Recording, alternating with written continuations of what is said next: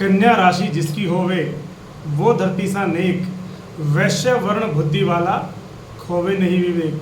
जी हाँ प्रिय साथियों, आप जान ही गए होंगे मैं बात कर रहा हूँ कन्या राशि की। वैसे कन्या राशि वाला इंसान अपना विवेक नहीं खोता है, बुद्धिमान, मैनेजमेंट करने वाला अच्छा इंसान। लेकिन इस माह यानी मई के माह में वो इंसान मंगल की लगन पर दृष्टि, राहु की लगन पर दृष्टि और लगन में केतु, क्या कन्या राशि वाले जातक मई माह के अंदर अपना विवेक बनाए रखेंगे, अपनी वाणी पर, अपने धैर्य पर कंट्रोल रखेंगे। हर विषय पर हम बारीकी से चर्चा करेंगे। आपका स्वास्थ्य कैसे जाने वाला है, मैरिड लाइफ, लव लाइफ, भाग्य, कैरियर, हर एक विषय पर आज आपसे चर्चा होगी। तो आज कन्या राशि वालों के लिए बहुत ही महत्वपूर्ण है ये वीडियो, अंत तक बने रहिएगा मेरे साथ। फिर साथियों, आप लोगों के लिए बहुत ही महत्वपूर्ण सूचना, अगर आप लोग भी अपनी कुंडली पर डीप एनालाइज कराना चाहते हैं, स्टिक विश्लेषण कराना चाहते हैं, तो चैनल के डिस्क्रिप्शन में दिए गए नंबरों पर ही संपर्क करें। यदि आपके मैसेज पर कोई आपको रिप्लाई कर रहा है, अपना नंबर शेयर कर रहा है या डायरेक्ट मैसेज करने के लिए बोल रहा है या कोई भी डिटेल आपसे मांगता है, तो ध्यान दीजिएगा वो स्पैम भी हो सकता है। चलिए शुरुआत कर लेते हैं। माह के शुरुआत में ही कैसी रहने वाली है ग्रहों की उपस्थिति, ग्रह कहाँ कहाँ विराजमान होंगे। सबसे पहले लगन भाव में केतु, छठे घर में शनि, सप्तम में राहु, बुध और मंगल की युति, अष्टम भाव में सूर्य और शुक्र की युति और आपके भाग्य भाव में बैठे होंगे देवगुरु बृहस्पति। बात करेंगे सबसे पहले आपके स्वास्थ्य की, जो कि बहुत ही ज़्यादा इंपॉर्टेंट है। कैसा रहने वाला है स्वास्थ्य। लगन के स्वामी आपके हेल्थ, जिससे पता चलेगा उसके स्वामी वो कौन बनते हैं, वो बनते हैं आपके बुध।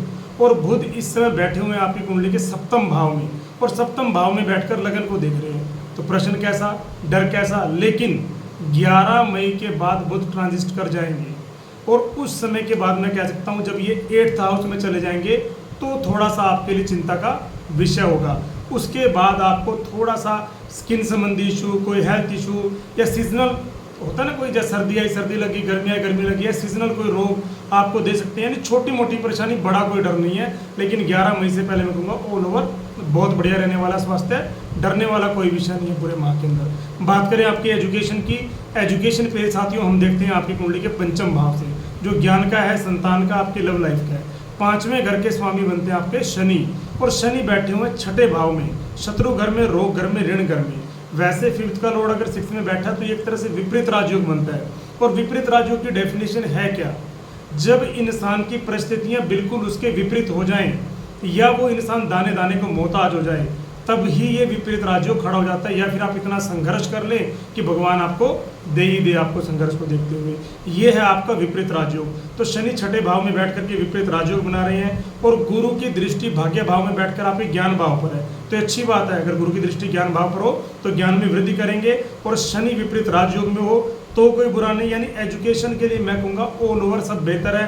कुछ भी आपको एडमिशन कराना है, कोई एजुकेशनल अगर आपकी यात्रा बनती है, या फिर कुछ भी आप नया करने वाले हैं, तो इस समय के अंदर कर डालिए। कोई भी प्रिय साथियों डरने का विषय नहीं है आपकी एजुकेशन को लेकर के। बात करें आपकी लव लाइफ की, 5वें घर के स्वामी बनते हैं आपके शनि।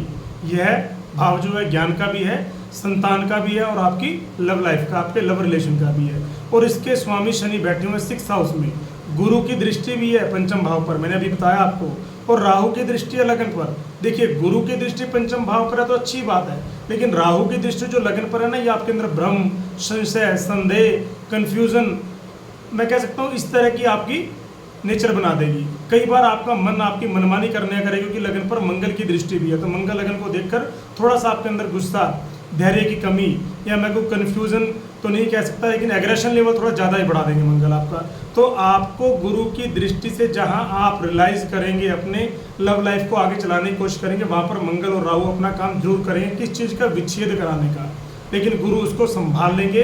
तो मैं यही कहूँगा कि मीडियम रहेगी आपकी लव लाइफ। बस अगर आप अपनी वाणी पर ध्यान रखें, आप अपने धैर्य बनाए रखें, तो शायद ये और बेहतर हो जाएगी।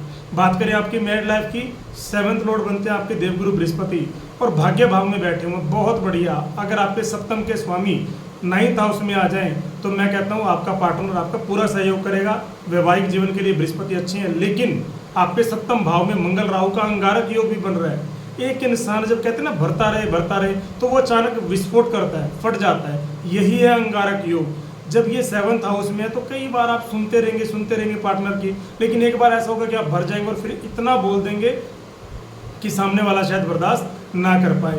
यानी मंगल का छठे घर में आना या फिर सप्तम भाव में रहना, दोनों ही आपकी मैरिज लाइफ के लिए अच्छे नहीं है। ऐसे में आपके पार्टनर की हेल्थ इश्यूज भी हो सकते हैं। गुरु 9th हाउस में और आपकी मैनेजमेंट स्किल्स, ये दोनों आपकी लव लाइफ को, मैरिज लाइफ को बचाने का काम करेंगी।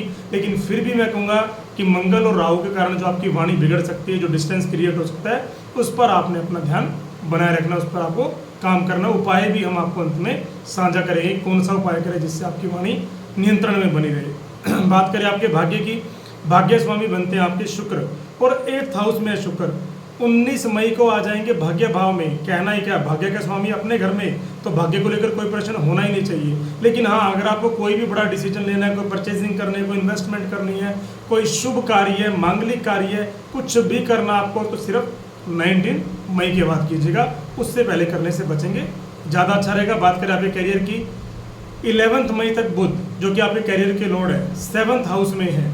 उसके बाद मैं कहूँगा कि केंद्र में ये बुरे नहीं है, लेकिन साथ में जो मंगल राहु जैसे पापी ग्रह बैठे हैं, ये तो अपना काम करेंगे, क्या, विच्छेद करने का। यानी आपके ऊपर जो आपके सीनियर लोग हैं या आपके मैनेजर, कंपनी के मालिक, जो भी कहिए आपसे सीनियर लोग हैं, वो आपके ऊपर क्वेश्चन उठाएं, आपके ऊपर प्रेशर बनाएं, और आप थोड़ा सा असमंजस में पड़ जाएं कि what to do, how to do, मैं क्या करूं, कैसे करूं। लेकिन मैं ये कहूँगा कि जो कन्या लगन के इंसान के अंदर मैनेजमेंट होती है, जो बुद्धि होती है, आप उससे बच भी जाएंगे। और 11 मई को जब 8th में आ जाएंगे तो मन को थोड़ा सा भटकाएंगे, वाणी को थोड़ा सा भटकाएंगे। उसका आप बस ध्यान रखिएगा कि वाणी पर नियंत्रण हो, और साथ में आप अपनी जो बुद्धि है उसका पूरा प्रयोग करें, और अपनी मैनेजमेंट स्किल्स का यूज़ करके आप उलझे ना, जहाँ भी उलझने का पार्ट होता है वहाँ से बचकर निकल लीजिए, अपने आप पर कंट्रोल बना कर रखिए। बात करें बिजनेस की, 7th लॉर्ड बिजनेस है आपके 9th हाउस में, देवगुरु बृहस्पति भाग्य भाव में। कोई प्रश्न ही नहीं, जितना कहूँ उतना ही कम। यानी इस समय अच्छी ग्रोथ, दिमाग से अच्छा लाभ है, एक्टिव रहेंगे और अपने बिजनेस में 4 चांद लगा पाएंगे, क्योंकि व्यापार के कारक बुध व्यापार के घर में आ जाएंगे। बहुत बढ़िया, नहीं बहुत अच्छा। अब जान लेते हैं उपाय, क्या उपाय करना चाहिए। सर्वप्रथम गणेश जी की आराधना, वो तो आपको भूलनी ही नहीं है। और साथ में अगर आप चाहें तो किसी ज्योतिष विद्वान की सलाह लेकर के आप ओप्पल रत्न भी धारण कर सकते हैं, लेकिन अपनी कुंडली का विश्लेषण कराने के बाद, और आपकी वाणी पर नियंत्रण रहे, आपके गुस्से पर नियंत्रण करे, उसके लिए आप शिवलिंग पर दूध और जल का अभिषेक करें।